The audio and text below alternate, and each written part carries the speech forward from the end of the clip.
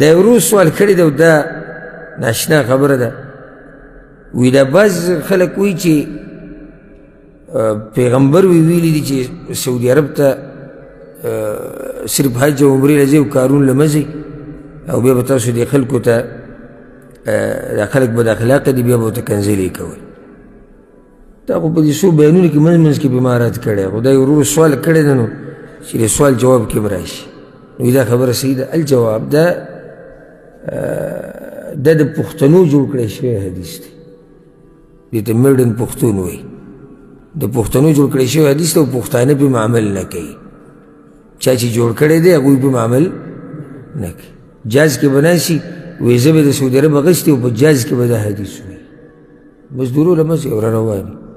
او بیا چې راوړي دو درې وروڼه نور راولي وایي مزدورو له مه ځئ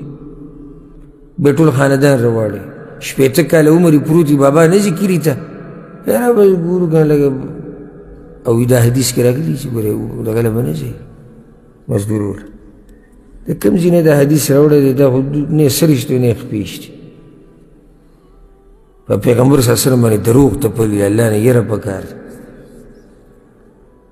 بله دا چې د سعودي عرب د پیغمبر صلی الله علیه وسلم په زمانه کې و چې هغوی سعودي عرب ته مه ځئ په هغه ټیم کې خو به دې علاقو ته به حجاز وي نجد به وي دا خو به علاقې په دې مشهورې داسې ملک خو نه و چې سعودي عرب به ورته ویلی کېږي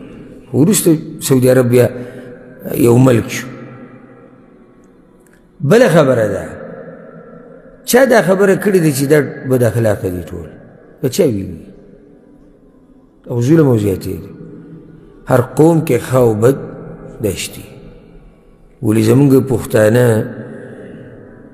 لرې به نه ځو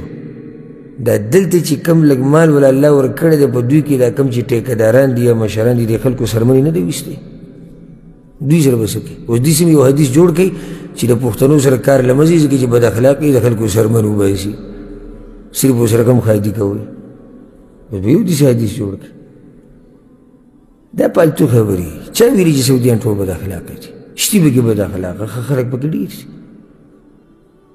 موحدین دي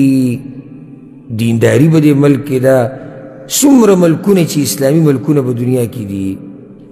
داسې دینداري لکه څنګه چې دلته دا د یو اسلامي ملک کې نشته یو سړی به وي پلاني ځای کې پلاني ګوره انسانان کمزوري دي لږ ساعت مخکې ما د کوم صحابي قصه ذکر کړه اوس یې تېره شوې معز رضی الله عنه غلطي دې نه وه شوې نو دا خو څوک نشي ویلی چې دوی دپاره کمال دی او دا د ګناهونو نه پاک دي نو دا خبرې هسې پالتو خبرې دي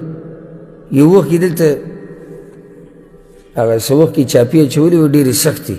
هغه دیرو ته به ورننوتو دا پولس یو کس راته قصه کوله وي زمونږ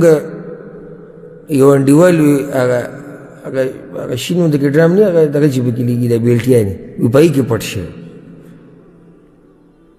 وی هغه هم باید به درې ورځې بعد موږ سره مجلس کې ناست ډوډۍ مو خوړه وي دا حدیث یې بیانوي چې مزدورو له به ځئ هیبه ورته چې ته خبر اوس په ډرام کې ناست وي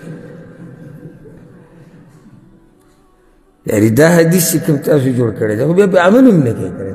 ته خو دې لمنډه ډرام ته کوز شوې چې ومې نه نیسي داسې پالتو خبرې او د الله نه یره پکار ده دا معمولي مه ګڼئ په دې باندې ګورئ